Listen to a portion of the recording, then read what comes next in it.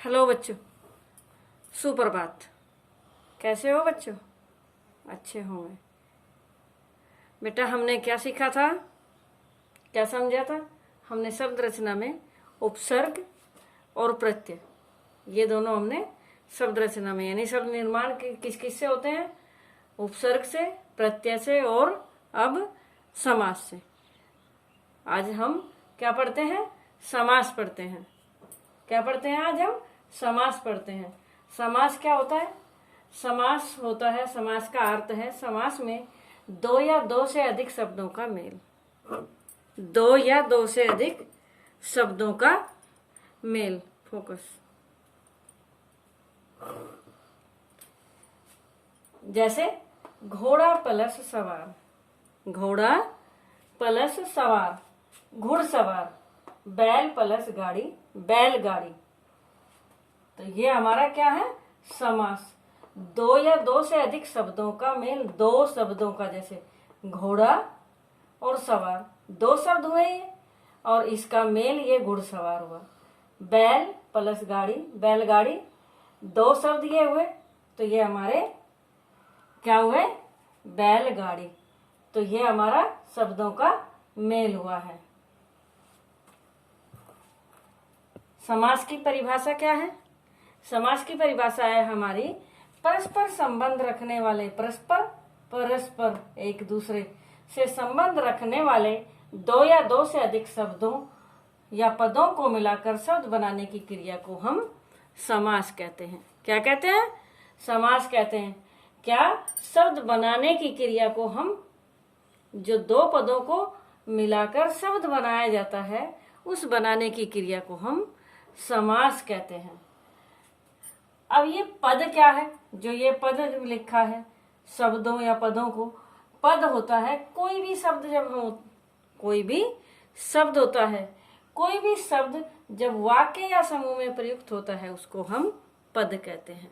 वो तब तक हम अलग अलग शब्द बनाना सीखते हैं, शब्द बोलते हैं, तो वे होते हैं हमारे शब्द। लेकिन जब हम किसी वाक्य में या समूह में उसको प्रयुक्त करते हैं, प्रयोग करते हैं, वो हो जाता है पद। पद ये होता है। इसके बाद सामासिक पद क्या होता है? सामासिक पद दो पदों के मेल से बनने वाला शब्द सामासिक पद या समस्त पद कहलाता है। जो दो पदों के मेल से बनने वाला शब्द होता है, उसको सामासिक पद या फिर समस्त पद कहते हैं। जैसे कि घोड़ा प्लस सवार, घोड़ा प्लस सवार, घुड़सवार।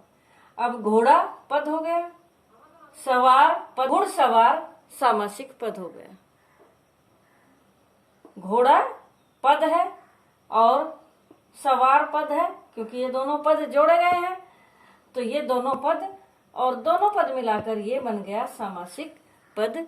या फिर इसको और क्या बोलते हैं? या फिर इसको समस्त पद भी बोलते हैं। क्या बोलते हैं बेटा? समस्त पद, ये भी हम इसको बोलते हैं। अब साथ साथ समास विग्रह क्या होता है, ये भी। समास विग्रह होता है सामासिक पदों को अलग अलग करना, समास विग्रह होता है।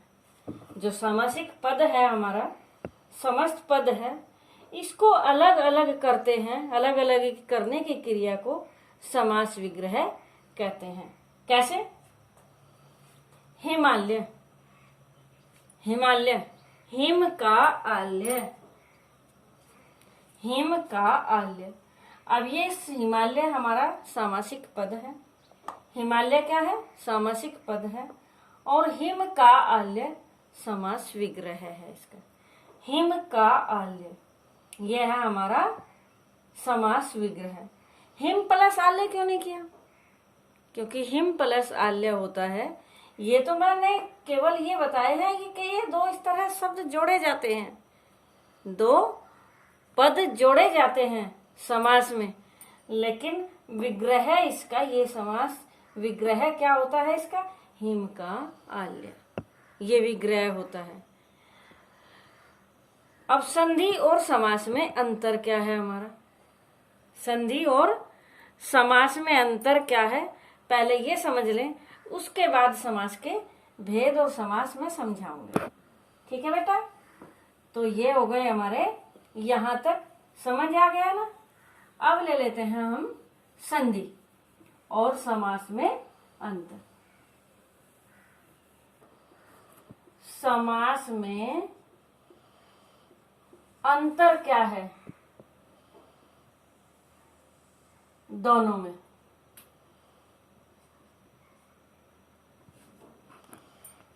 संधि होती है हमारी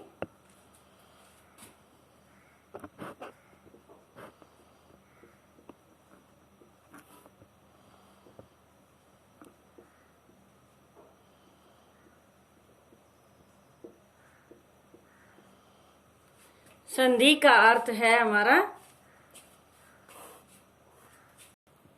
संधि का अर्थ मेल होता है। संधि का अर्थ क्या होता है? मेल होता है। जबकि समास में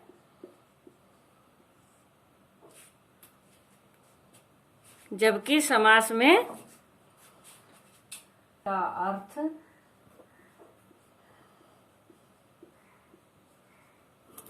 संक्षेप होता है।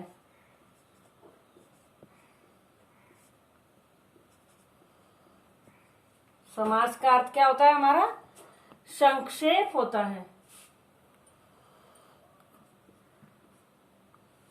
संधि का अर्थ हमारा मेल होता है और समास का अर्थ हमारा संक्षेप होता है, यानी किसी विस्तार को, किसी शब्द के विस्तार को, पदों के विस्तार को संक्षेप में लिखना, यह हमारा समास होता है।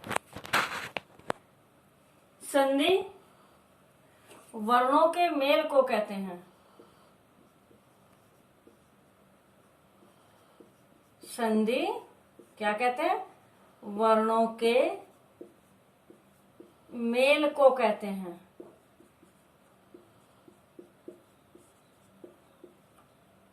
जबकि समास में, जबकि समास क्या होता है? शब्दों के मेल को। समास क्या होता है? शब्दों के मेल को।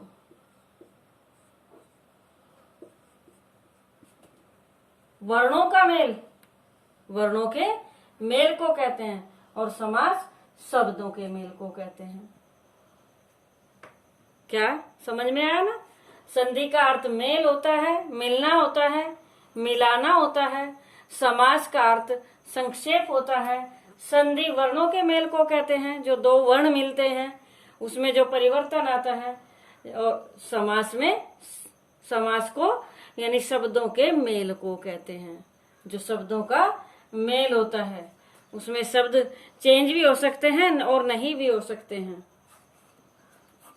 जैसे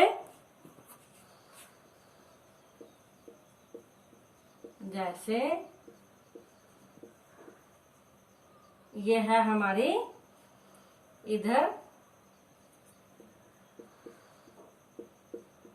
संधि, ये ले लेते हैं हम इधर समास। तो संधि में होता है हमारा हिम प्लस आल्य, हिमालय। हिम प्लस आल्य, हिमालय। समास में होगा हिम का आल्य, हिमालय। हिम का आल्य, हिमालय। तो इसमें तो ये हमारा ए और आ जुड़ा है। तब परिवर्तन हुआ है हिमालय। इसमें इसका अर्थ बताया गया है कि हिम का आल्य, हिम का आल्य, हिम है, हिम यानी बर्फ होता है, और का आल्य क्या हुआ था हमारा, हिमालय, यानी दो पद जोड़े गए हैं और इसमें विस्तार भी आ गया, कारक चिन्ह भी आ गए बीच में, जबकि इसमें केवल ये जोड़े गए हैं, दो वर्ण जोड़े गए हैं। तो इन दोनों में अंतर, संधि और समास में अंतर ये होता है। अब एक दो उदाहरण और ले लेते हैं हम समास के। संधि और समास का अंतर तो हमने समझ ही लिया, अब ले लेते हैं हम समास के उदाहरण ले लेते हैं।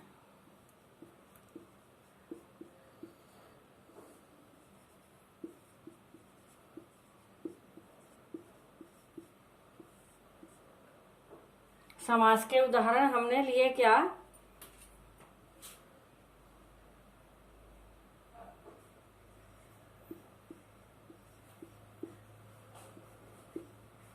शरणागत, यह है हमारा समस्त पद, इसका हम करते हैं समास विग्रह।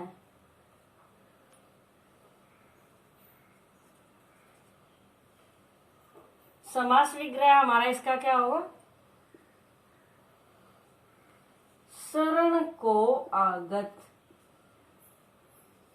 शरण को आगत, आगत यानी आया हुआ,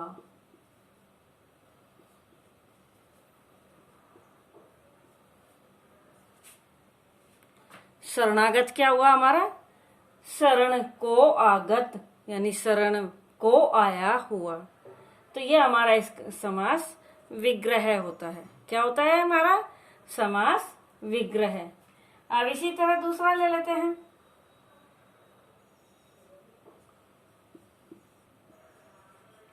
क्रोधाग्नि,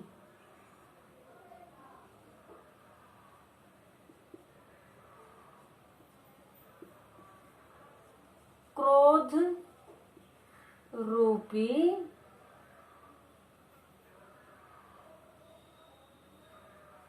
अग्नि, ये होती है हमारी क्रोध रूपी अग्नि।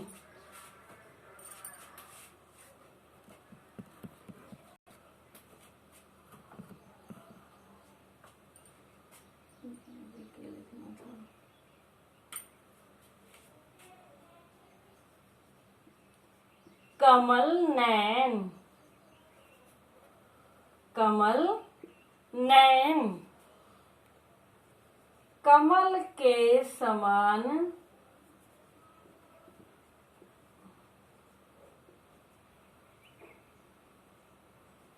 नैन, नैन क्या होता है आंखें, तो कमल के समान नैन।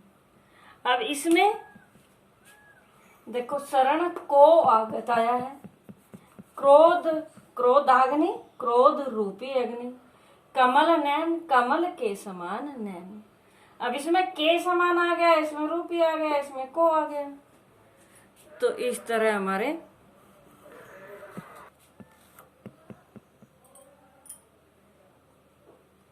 तो कमल नैन क्या बना, कमल के समान नैन।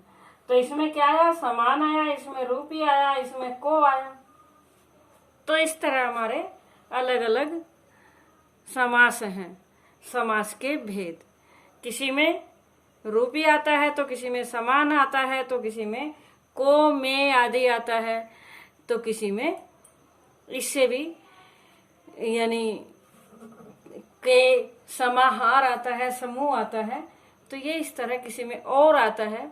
तो ये हमारे समास के अलग अलग भेद हैं, किसमें क्या आएगा। तो अब समास के भेद हमारे कितने हैं, यहाँ तक समझ लिया ना, देख लिया अच्छे से। अब समास के भेद कितने हैं हमारे, समास के भेद हैं हमारे 6। कितने भेद हैं हमारे समास के, 6 भेद हैं।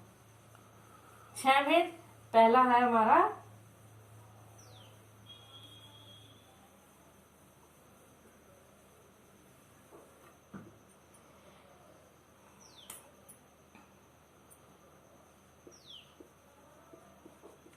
समास के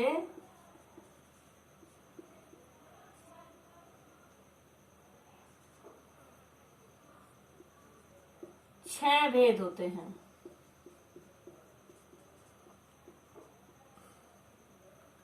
पहला है अव्ययी भाव समास। पहला हमारा कौन सा है? अव्ययी भाव समास। दूसरा है हमारा तत्पुरुष समास। तीसरा हमारा कर्मधारय समास।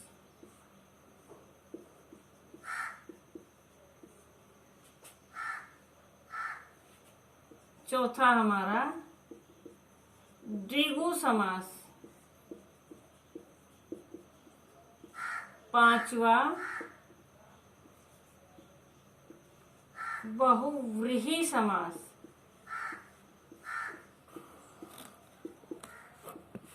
द्वंद्व समास।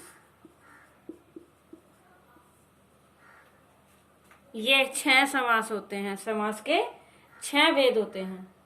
तो पहला अव्ययी भाव समास हम सीख लेते हैं।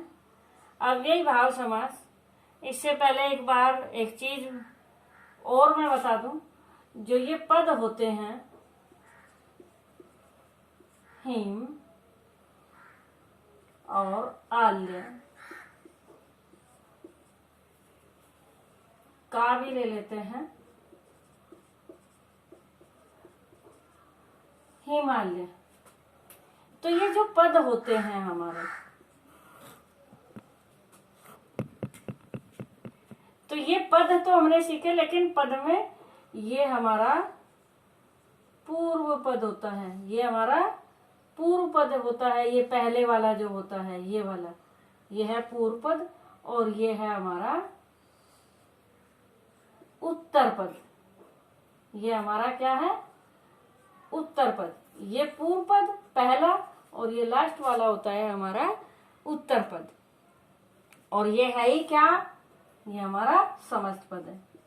ये हमारा समस्त पद है। समस्त पद का जो ये वाला है, ये क्या है? ये है उत्तर पद, और ये वाला है, ये है हमारा पूर्व पद। तो ये पूर्व पद और उत्तर पद, क्योंकि इसी की विशेषता है, इसी के बारे में, इसी से हम पहचान करते हैं। इन समासों में इसी से हम पहचान करते हैं। तो हम ले लेते हैं पहले अब अव्ययी भाव समास। अव्ययी भाव समास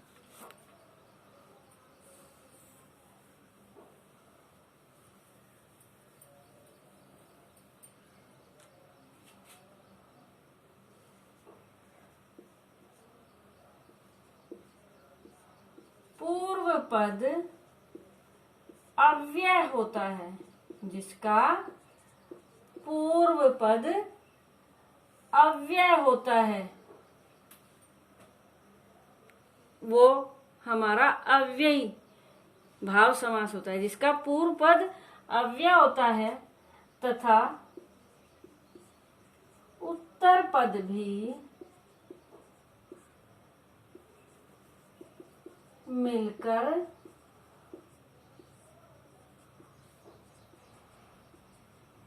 अव्यय का ही कार्य करता है। अव्यय का ही कार्य करता है, या क्रिया विशेषण के समान क्रिया विशेषण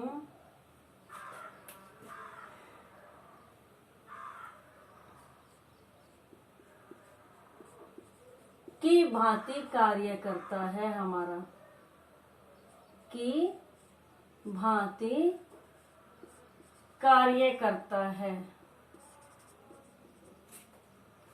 वो अव्ययी भाव समास होता है। अब पहले एक बार अव्यय क्या होते हैं? अव्यय होते हैं हमारे अविकारी शब्द।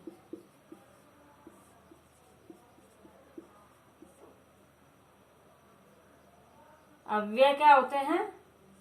अविकारी शब्द होते हैं। अविकारी शब्द क्या होते हैं?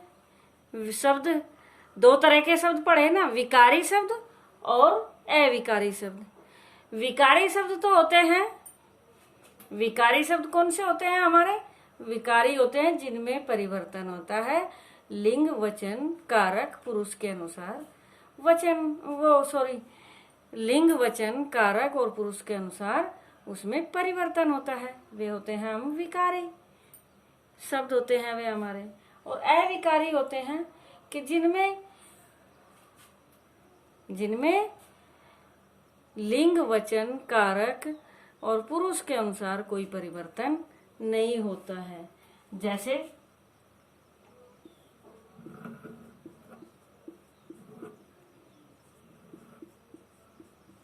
बालक प्रतिदिन पढ़ता है।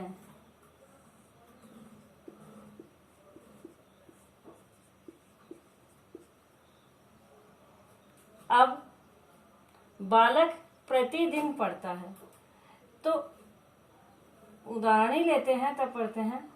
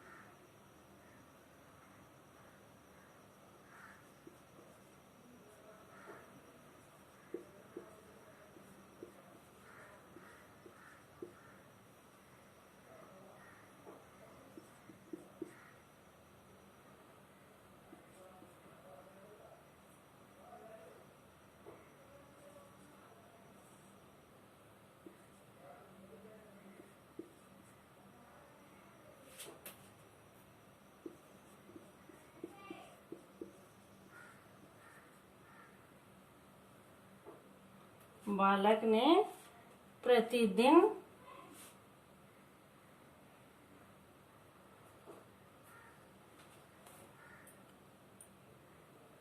या बालक प्रतिदिन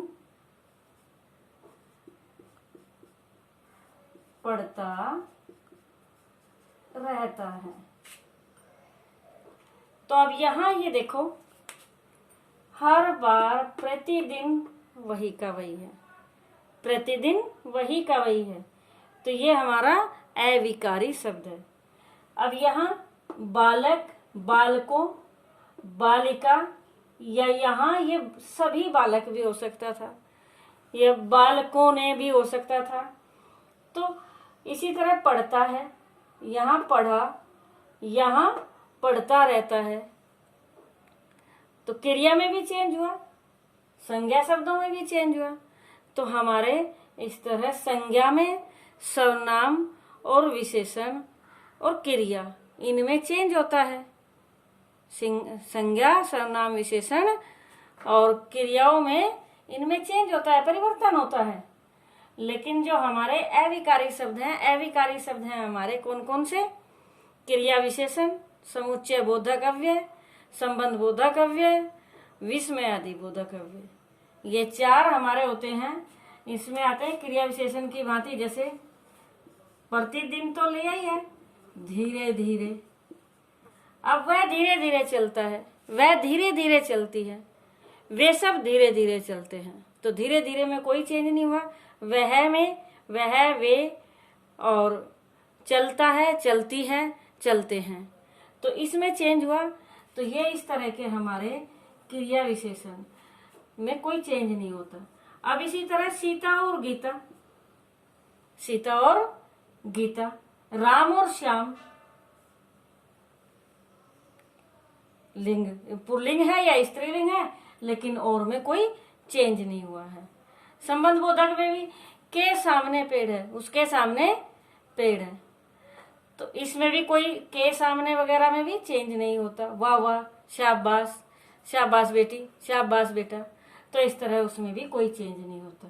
तो इस तरह के शब्द होते हैं हमारे कौन से, अविकारी शब्द। अविकारी शब्दों को अव्यय भी बोलते हैं। तो ये अव्यय हमारा ये है, समझ में आ गया ना अव्यय क्या होता है। अव्यय है जिसमें कोई परिवर्तन नहीं होता है, वे इस तरह के शब्द होते हैं हमारे अविकारी शब्द या अव्यय।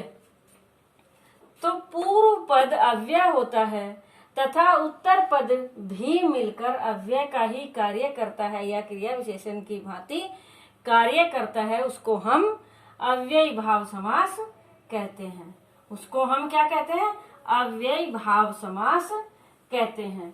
अब इसके उदाहरण ले लेते हैं।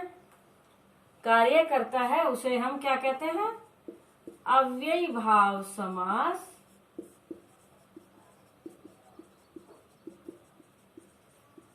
कहते हैं। जैसे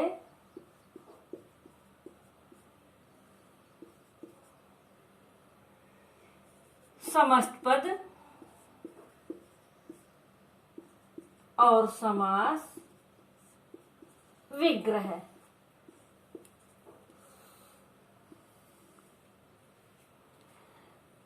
तो समस्त पद है हमारा यथाविधि,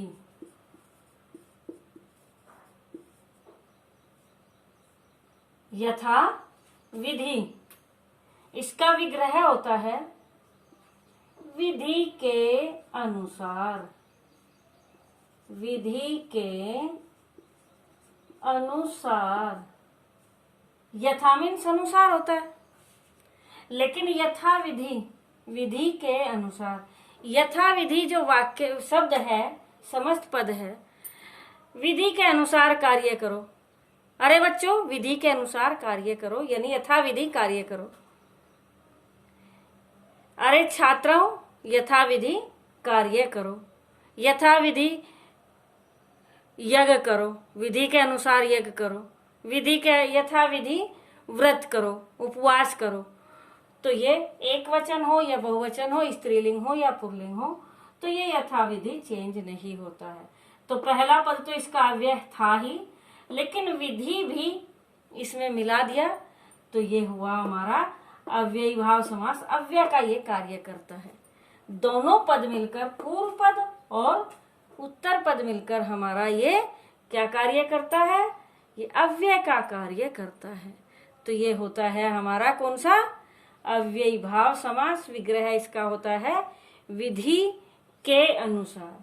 क्या होता है, विधि के अनुसार। अब दूसरा ले लेते हैं। दूसरा ले लिया हमने आजीवन।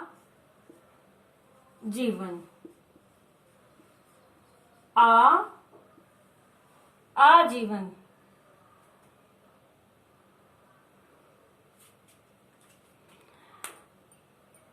वह आजीवन कारावास में रही। वह कोई भी यानी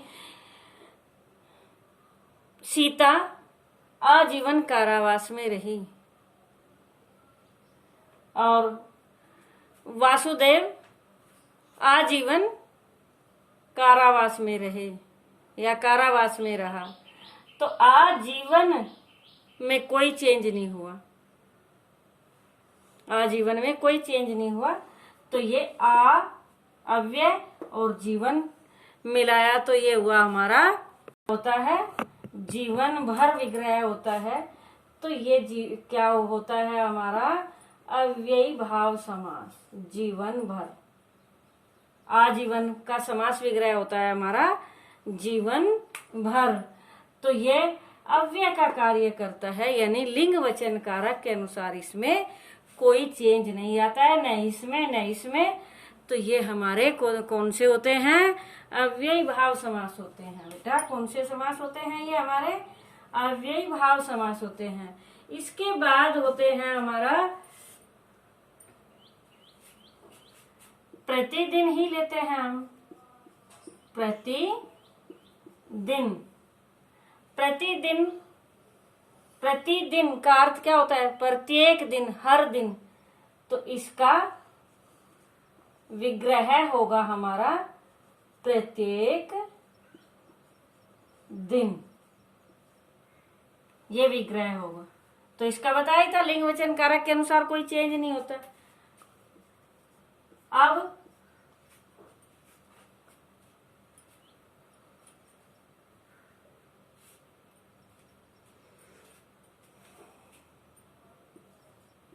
यथासंभव, यथासंभव, यथासंभव का विग्रह क्या होगा? यथा मीन्स जैसा होता है, जैसा, अनुसार या जैसा। तो संभव के अनुसार तो नहीं हम लिख सकते, तो इसका विग्रह होता है जैसा संभव हो, जैसा संभव हो। यथासंभव का ये हुआ, समझ आ गया ना?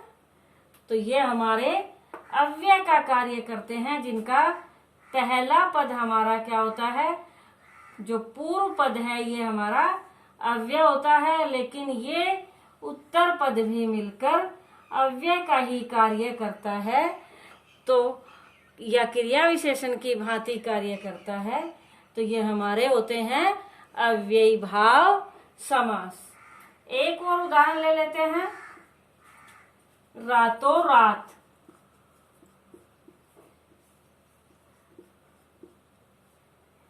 अब रात रात, तो इस तरह के भी एक ही शब्द दो बार रिपीट होता है, जैसे घर घर, गली गली, रातों रात। तो ये इस तरह के भी हमारे अव्ययी भाव समास में ही होते हैं। इसका रातों रात का विग्रह क्या होगा? रात ही रात में, रात ही रात में। तो ये हमारे अव्ययी भाव समास। अव्ययी भाव समास अच्छे से पढ़ो, अच्छे से देखो एक बार अपनी बुक में भी, इसको दोहराओ। इसके बाद अगला समास अगली वीडियो में।